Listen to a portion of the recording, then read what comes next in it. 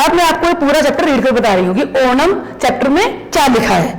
भारत के लोग उत्सव प्रिय होते हैं। हमारे भारतवर्ष में साल भर त्योहारों की धूम मची रहती है।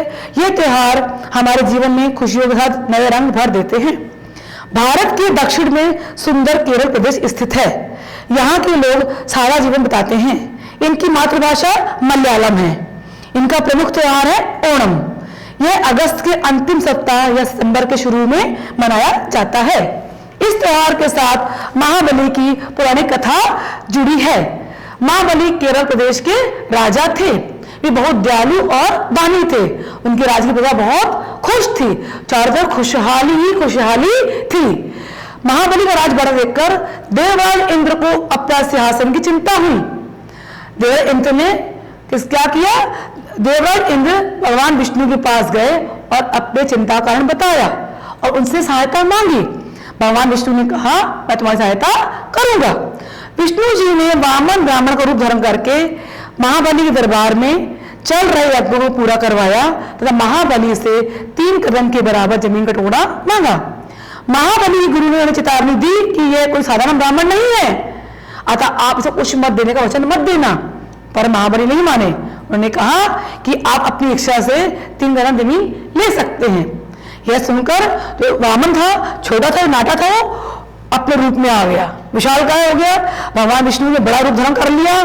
एक कदम में पृथ्वी लोक पूरा पृथ्वी को ढाक लिया, दूसरे कदम में सर को ढाक लिया पूरा, और तीसरा कदम उन्होंने रख दिया इसके सिर के ऊपर महाबली के। और वो अगर धंस गए तो उन्होंने बोला कि महाबली बोले तीसरा कदम आप मेरे सिर पर रख लीजिए। विष्णु जी ने जैसे ही अपना सिर महाबली सिर पर रखा, पतालोक पर जाकर पहुंच गए। तब मां विष्णु जी ने कहा कि आप पतालोक ले सकते हैं। और उन्होंने कहा अगर आप कोई वर मांग सकते हैं तो मांग लीजिए। महाबली ने कहा आप मुझे हर साल अपनी प्रजा से मिलने की आज्ञा दे दीजिए। विष्णु जी ने उनकी प्रार्थना स्वीकार कर ली। केरल वासियों को विश्वास है कि हर साल महाबली केरल राज्य में अपनी प्रजा से मिलने आते हैं। अतः केरल के लोग महाबली के आने की खुशी में और उनके स्वागत में ओणम का त्योहार धूमधाम से मनाते हैं। 10 दिनों तक ओणम का त्योहार उल्लास तथा आनंद से मनाया जाता है। इन दिनों सवेरे से ही लोग नहा धोकर रंगोली बनाते हैं, फूलों से पूरे घर को सजाते हैं तथा महाबली की मूर्ति को सजाकर उसकी पूजा करते हैं।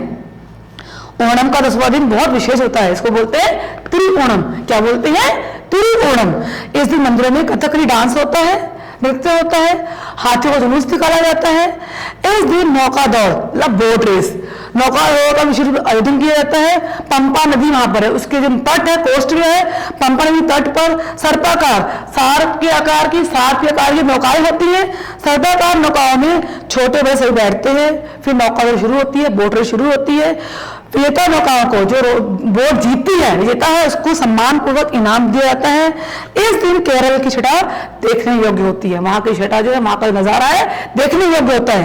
केरल वासियों का मानना है कि 10वें दिन राजा महाबली वापस अपने लोक में चले जाते हैं। इसलिए वे इस दिन आंगन में बनी भिन्न कलाकृतियों जिन्होंने बनाया है सबको हटा देते हैं और ओणम के त्योहार को खुशीपूर्वक विदा करते हैं। संदेश क्या मिलता है? त्योहार आनंद और उल्लास के भाव के साथ भाईचारे की सीख भी देते हैं। धन्यवाद।